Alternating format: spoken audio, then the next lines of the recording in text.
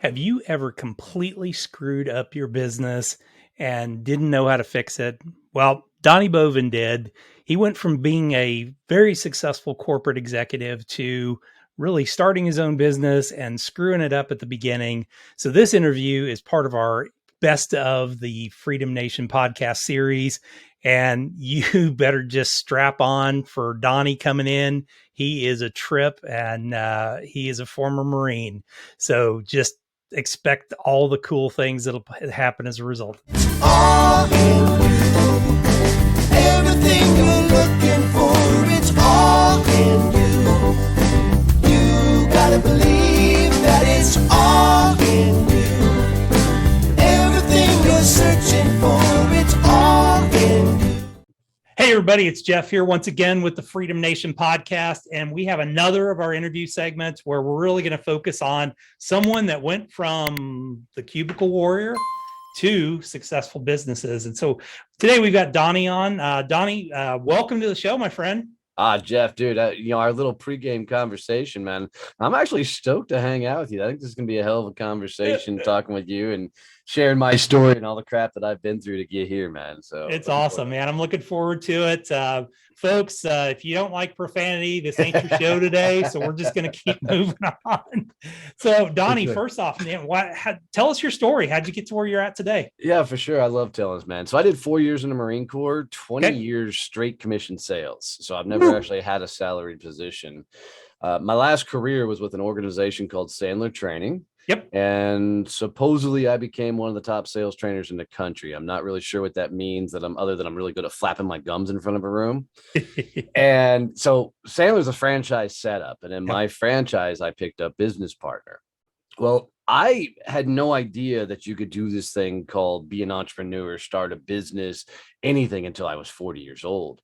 And, I grew up in this blue collar family where dad was a truck driver, mom worked in factories, and, dad ended up retiring from Xerox as a technician, and mom retired as an eye doctor for, not an eye doctor, but a receptionist for an eye doctor. Got it. And, so you just went and worked and got a job and worked for other people. That was just the thing. And my parents, same thing, man. Oh, it's funny because I always thought I don't have any entrepreneurs in my family. And I came to the realization every one of my dad's siblings at some time or another had been an entrepreneur. And my dad was the only one that ever had a consistent job his entire life. Well, I didn't have any. I mean, I don't know any family, nothing that ever even tried to start their own business. And, when I was with Sandler, I was going to buy out my partner, and, Sandler Training was going to be the end all be all. Sure. And me and my business partner, we went out to dinner one night. And we were going to start talking about the buyout. We were going to talk, it was going to be a multi-million-dollar deal over 5 or 6 years. And we were celebrating kind of all the past successes and wins. Well, during that dinner, he said something that forever changed the rest of my life. And people are going to love this. And what he said to me was, Donnie, thank God you're my retirement plan.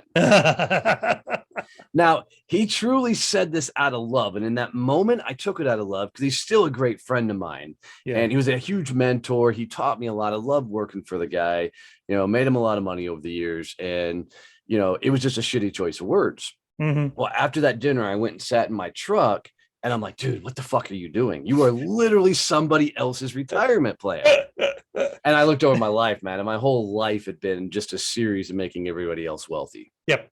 And so 15 days later from that moment, I jumped out and launched my company, Success Champion, left everything behind. Within 24 hours, 2 attorneys show up on my farm serving me my non-compete papers. And it wasn't from my business partner. It was from Sandler Corporate, and I was going to try and fight it, but my attorneys told me it was going to cost me about $500,000 to go after and fight this non-compete. We could win, but it's going to cost me. So I started off as a success coach, and Jeff, to this day, I have no fucking clue what a success coach is. It's honestly success sometimes includes sales, right? Right. That would have been a better spin than the shit that I came up with. But I really felt like I was just some sort of business whore that just said yes to anything that popped up, man. I was doing graphic designs, video work, some half-ass coaching, and I was throwing a lot of money at different things. trying to figure out how to build this business. Well, unfortunately, 6 months into it, I stood on the back porch of my farm, looked my wife dead in the face, and said, "Babe, we're about to lose everything we own." Mhm. And what I realized is growing up, man, I never saw the CEOs of the companies I worked for. Nope. The only time I saw them was if I brought in a multi-million-dollar account or we were losing a multi-million-dollar account, right? And so I was doing what I thought a CEO did, which was Mhm. behind the scenes, creating crap, operational bullshit, not doing the things that I'm actually good at. So Mhm. the only thing my wife told me in that moment was get off your ass and go sell something. And so I started trying to figure out how to sell, and I really put my nose to the grindstone. I still didn't fully understand what I was selling, but I found podcasting in May of 2018, and I launched my Yeah. first show. Okay. 5 months later, that show became number 22 in the world. And now I was sitting next to the guys I was listening to, the Tim Ferrisses, Gary V's, Tony Robbins, and all them lights. And then in September of 2018, my non-compete came up. Mhm. And I had all this momentum of podcasting, and now I could talk about sales. Flash forward to where we are now, and I operate 3 companies, have a global brand, 2 of the top podcasts in the world, and now 5 best-selling books, and a partridge in a pear tree. Fantastic, man. That is a success story beyond success stories. It's been a hell of a journey, man. I'm not Yeah, gonna lie. what people don't understand is, yes, you got that podcast to it takes a lot of work Yes. to get it there. And I always loved JLD, when he with his podcast. Somebody asked him, well, how do you make a successful podcast? And he goes, well, I got up every day and did 2,000 podcasts in a row. Right. It's just, be consistent and get it done. So. Yep, that's it. That's awesome. So tell us a little bit about the company, the different companies that you have today. So the biggest the fastest growing company we have right now was a complete fluke. Okay. When I was selling commercial printing prior to doing Sandler training, and then in Sandler training, I found networking, and I did all of the networking under the sun, but most of the networking that I was doing couldn't get me to the level of clientele I need to get to. So like the organizations like a BNI or a chamber and the likes, you just weren't going to run into $250,000 deals. Sure. So while I was doing those companies, I created a bunch of my own networking groups. But networking was always a secondary tool for me because I could sell. And so when I launched the company, I said, I'm leaving the networking stuff behind me. I'm never going to do that stuff again because I really felt like I could go get on stages and the likes, and that was going to be how I was going to make all the money. Problem was nobody knew who the hell I was. When I first started, it's really hard to get on stages when nobody knows who the hell you are. And so in April of 20, I had rented out a convention center here in Fort Worth, Texas, and we were doing the inaugural Badass Business Summit. I had like 20 some odd speakers flying in from around the world, sold out the venue, and we just had a kick-ass event planned. Well, I was sitting in the convention center when the mayor of the city called and said, if anybody shows up for your event, we'll arrest everybody on site. Awesome. Yeah, COVID. So, I knew we were going to be all right at that moment because everything we had built was online. So we had made that transition, but it was 2.5 years to build a comfortable, successful online business. I mean, it's a lot of damn work. Oh, yeah. And as I was driving home that day, I pulled my team up on Zoom. Of course, I'm driving and doing Zoom at the same time because that's fucking safe. Yeah. And I tell them, like, Fort Worth, dude. I mean, right. It's like the Dukes of Hazzard, but yeah, for sure, it's a little less complicated than the Dukes of Hazzard. But yeah. So I tell the team, I'm like, guys, we've got to help companies out because they're going to have no idea how to do business online, and they don't have the runway we had to actually make it successful. So, like you do when you run a business, 3:30 in the morning, I bolted out of bed and went, crap, I'm going to launch networking groups. And I didn't really want to do it because anybody who teaches networking is different, usually somebody who's broke as shit and doesn't know how to sell. Yeah. Right. So now they're going to teach you how to network. Come on, it's networking. Go out, fucking meet people, shake hands, exchange business cards, set up meetings. It's simple, right? Yeah. And so I didn't want to be in that world. Well, I was telling my wife over breakfast that next morning, I'm like, babe, I really don't want to launch networking groups. It's not what I want any of my businesses to be about. because I can sell. I don't want to be associated with those people. And she looked at me, she goes, you realize you're a fucking idiot, right? I'm like, how am I an idiot? And she goes, why don't you become the guy that fixes what everybody hates about networking and change how the world networks? I went, son of a bitch. And 7 days later, we launched our first chapter of Success Champions Networking. That's And awesome. now it's the fastest growing networking organization on the planet. We're in 3 countries, fixing to launch in Belfast, Ireland, London, Spain, potentially India. I mean, Singapore's on the map now. Nice. It's great. But we literally just fix what everybody hates about networking. Love it. Love it. Fantastic. So you do that. You've got the podcasts. Yep. So what you say you do a couple different ones, Yep. right? So the first show I ever launched was a podcast called Success Champions. And I love telling people this. I haven't produced an episode on that in 10 months. Yeah. And because it just wasn't feeding the message, or that wasn't feeding the businesses like we needed to feed.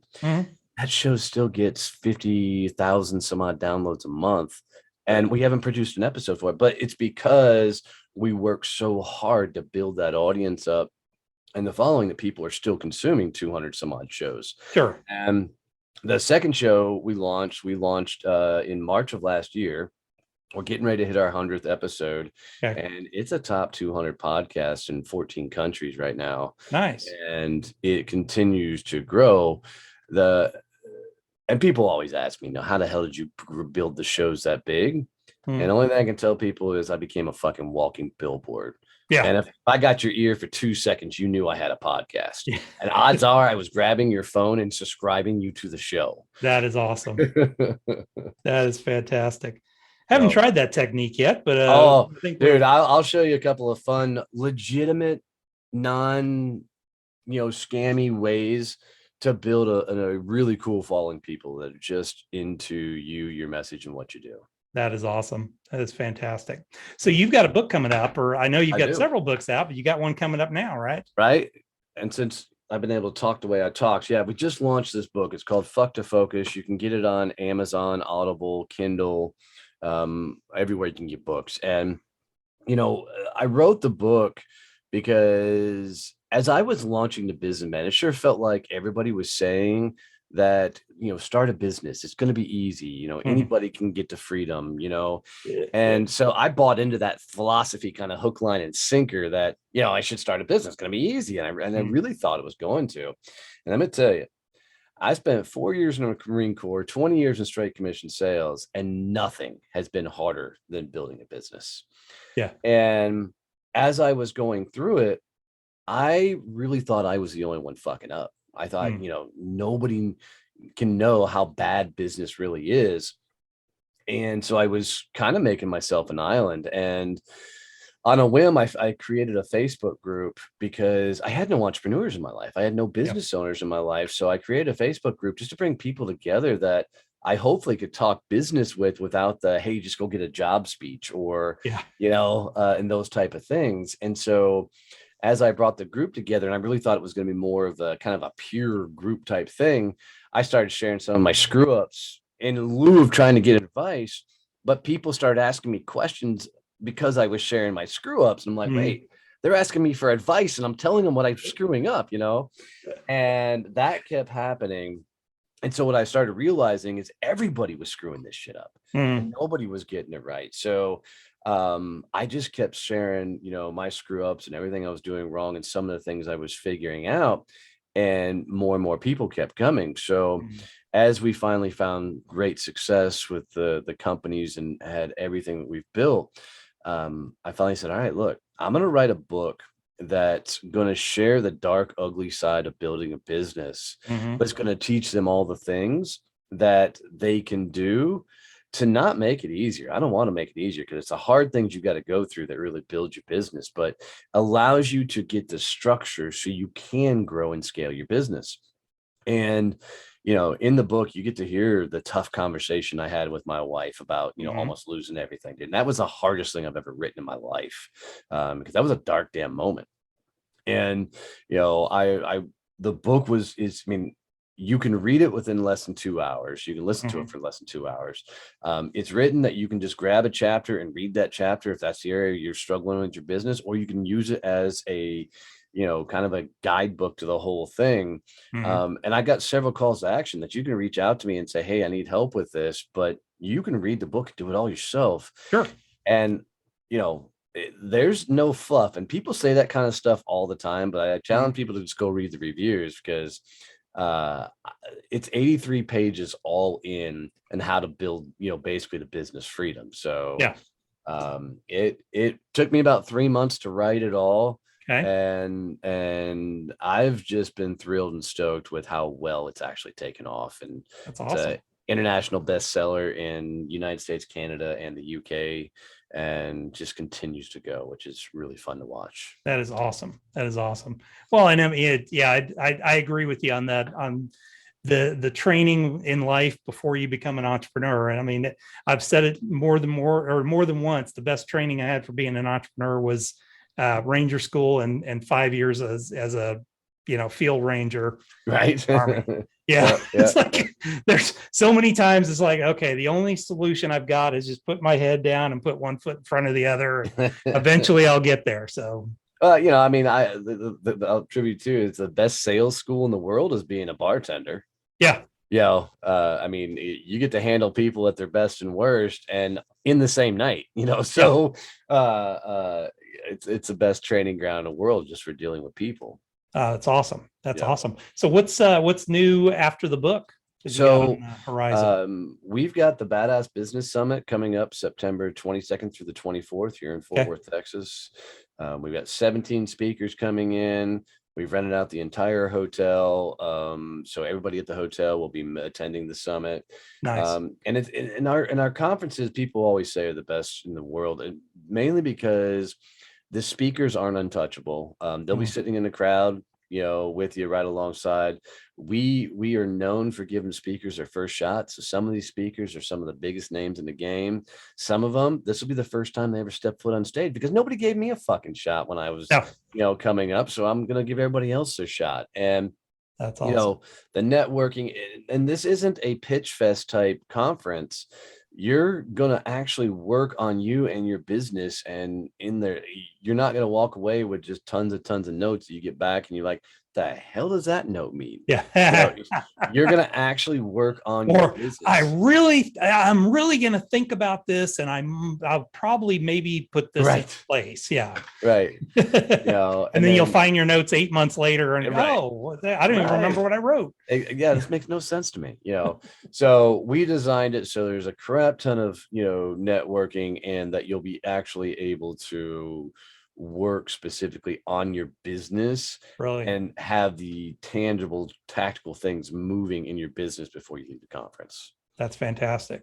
And then we're so focused on continuing to grow the global brand of Success Champion Networking. And part of it is we're holding on to the reins, because we did so many things right when it comes to networking that people are just coming to us, either to start a chapter or to get involved, because most traditional networking, you go to a meeting, there's 30-40 people, they do these stupid 60-second commercials with dumbass jingles on the end, and then somebody fabricates does a 10-minute presentation nobody gives a shit about, then they fabricate a whole bunch of referrals that are just all made up.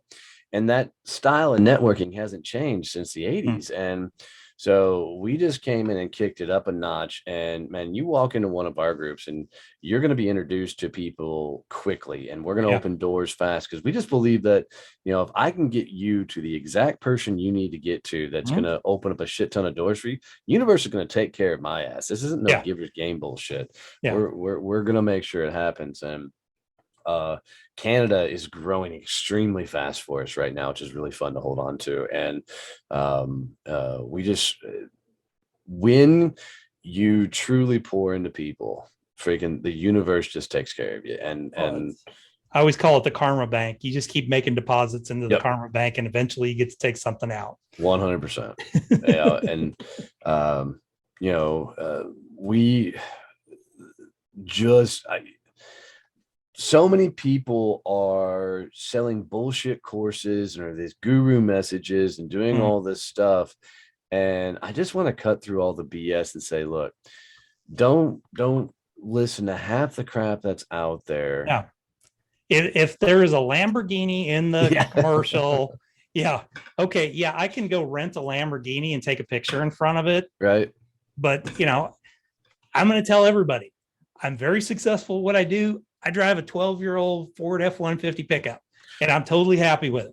Right. I just like the fact you drive a pickup truck, but dude, I'm in Austin, man. I mean, it's you are way not weird enough to be in Austin. I'm just gonna say that out loud. I'm in Cedar Park, so I'm just to the north of Austin. So I don't. I mean, because you need like pink hair or something at this point, to be in Austin. But I came from Fort Worth, so we're good, man. We're brothers. All right, good. I like it. Yeah, the most successful people in the world, you truly wouldn't know. Nope. And we used to joke about it when I worked at a branch for one of the largest financial services companies. We would occasionally cover, the financial advisors would cover for the front office staff for lunches and things like that. And we would joke, you'd see the lady wheel up in the Mercedes with all the jewelry on. It's like, IRA withdrawal right there. And then you saw the old dude come wheeling up in a beat up old pickup truck, and he was walking in with like a $2 million check. Right. So that was the big joke we always had.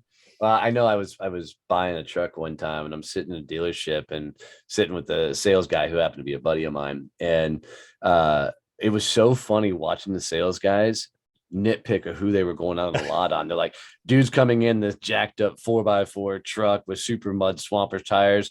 All the salespeople will like dive under their desk, right? They're like, I'm not going out there. That guy's so upside down. Or you see the dude coming in with all the bling, they're all running, a lot, because they're like, the dude's broke, but he's going to spend a crap ton of money he doesn't have. He's going to buy something he can't ever afford. Yeah. It's just going to be a rolling lease forever. For sure. That's awesome. All right, man. Well, you ready for the fast 5 questions? Let's do it. All right. So you wake up in the morning, business is totally gone. You got $500 in your pocket, laptop, computer, place to live, food and clothing. What are you going to do first? Build a community. I'm going to find a very specific topic that I can get passionate about. And for me, it's usually going to be something mindset along those lines. And I'm going to launch a podcast that does nothing but builds a private community in an offsite site of people that are into this message, and then start listening to them to what's the business I build from those. And I can do all of that for less than $50 and have it up and rocking. Yeah. That's the beauty of it. Yeah. Just get and I'm gonna probably take the other $450 and just go have a great dinner. That's awesome. All right. What's the biggest business mistake that you've ever made? Well, thinking it was going to be easy. Is for building a job instead of a company. Yeah. Most people don't understand that once you transition from being an employee to now building a business, that you actually have to evolve as a person and start thinking like a CEO. Because if you think like you thought you did as you were, being an employee and try and run a business, you're going to create a shitty job and not build a company. Yeah. And you're never going to get out of that. You're the only one, even if you hire people. Yep. Basically, the whole company is revolved around you. And I've been there, done that. Sure. More than once been there, done that. I'm not the brightest bulb in the package, so it takes me a while. What's a good book that you would recommend? I had to stop reading because it so impacted my business. Okay. So for me to choose a book, I'm going to have to go back old school. And, just for a lot of people and given your audience, probably Jensen Cheryl's You're a Badass at Making Money. Okay. That was a good book for me as I was thinking about getting out of corporate America. That is fantastic. It's a good one. I haven't heard that one in a long time. So it's been a minute. I don't read hardly anymore. So yeah. You know what? There's another good book by Sean Crane, and I became a good buddy. I brought him up to the summit to speak, called A Prison of Your Own. Okay. Fascinating story. about his 2,000 days in prison and how he found himself. And now the motherfucker is just a badass speaker on stage, killing it. He's Love good, it. dude. Yeah, love it. And if you want him on your show, I man, love I'm those happy to redemptions. Yeah, the redemption stories like that too, Yeah. where it's like, I finally figured it out and Yep. got my life together. What's a good tool that you use in your business every day? I always use the example of like an Evernote. Oh, Entreport for us. Okay. Entreport is it started off as kind of an email automation system, but our entire company runs on it now. So there's nothing in our Interesting. company that's not automated. And I will tell you, it's not something that an individual should just pick up and try and learn. You need to have somebody. So Kevin Snow, who's my chief operations officer, is just an expert in it. And he builds and handles and manages all that. Outside of that, I would, say circle.so. Okay. That's where we build our private communities on. Okay. So when I said, if you had $500, what would be the thing? I'd go start a circle community instantly. Okay. On topic and funnel everybody there. Okay. And create a private community for conversations and chats. That is brilliant. Brilliant. So you're not a big fan of the other social media channels, or? We started with Facebook, and we pulled off of Facebook. We're still there, just not using the group aspects really, because Facebook is changing everything over to paid groups. Yep. And so they're fixing to just wallop the hell out of the algorithm. But LinkedIn groups haven't worked in years. They've been dead. And I didn't want somebody to be in control of my content. So we're heavy on Facebook, and LinkedIn are probably our two biggest platforms. But as far as collectively gathering all of what we call our champions, it's all in Circle. Nice. That's fantastic. What's the best way for somebody to get a hold of you if they're interested in having a connection with you? Oh, dude, grab me on LinkedIn. It's the fastest way to get to me. I book 5 to 8 weeks out at this point, but I try and get it to my time to as many people as I possibly can, because awesome. I still go back to just not many people were giving me a shot. So no, I mean, and not a lot of people will help. No. And you got to have a heart of a champion and a heart of a helper. Yep. And the rest will come back to you later on. For sure. And, just over the years of because everybody I jump on a Zoom call, I'm like, all right, tell me about your business. Let's get the thing fucking rocking. And usually we'll dial into something really, really cool. And, people just have been taught so many shitty philosophies on sales and business growth. And I just want people to find fucking business freedom fast. And a lot of it is getting them to turn off the noise of all the gurus that want to sell you their courses and crap, and get them back to just building a business. Go sell something. Yeah. Well, that's the hard part. It's much easier to pay somebody and then sit in a class and then say, that didn't work. Agreed. Then actually get your ass out on the field. Yeah, get your ass out there, pick up the phone, get your ass out there, go knock doors, whatever you got to do. Yep. To get in front of clients, And a lot of people get to the point where, like, if I could just hire a sales guy, because if I can get in front of them, I'm like, no. You can't hire a sales guy until you can successfully sell your stuff, because you can't teach somebody else how to do it, and you won't be able to groom them, motivate them, and you're just going to get pissed off at their lack of performance. And it's not their lack of performance. It's your lack of ability to teach them how to be successful. Yeah. And you always have to have the ability to outsell everybody in your company. I agree with that. Yeah, it means way more to me than it means to anybody else that I hire at that point. Because this is everything in my life is tied to these businesses. So I better be the best salesperson. The most humbling thing that'll happen to anybody when they get to start scaling the business is when you get to that point to when you realize you have to hire somebody who's better at sales than you. Yeah. Because that's the moment when you realize you've sold bigger than you know how to handle. And now it's time to start bringing in a bigger team. Yeah. You bring in the big gun at that point to really do it. Yep. That's awesome. Absolutely. Well, cool, brother. This was fantastic today. Great to get to know you. And folks, I mean, he's awesome. I would certainly recommend his podcast to you. Get on there and listen to it, because it's just great information and just fantastic stuff.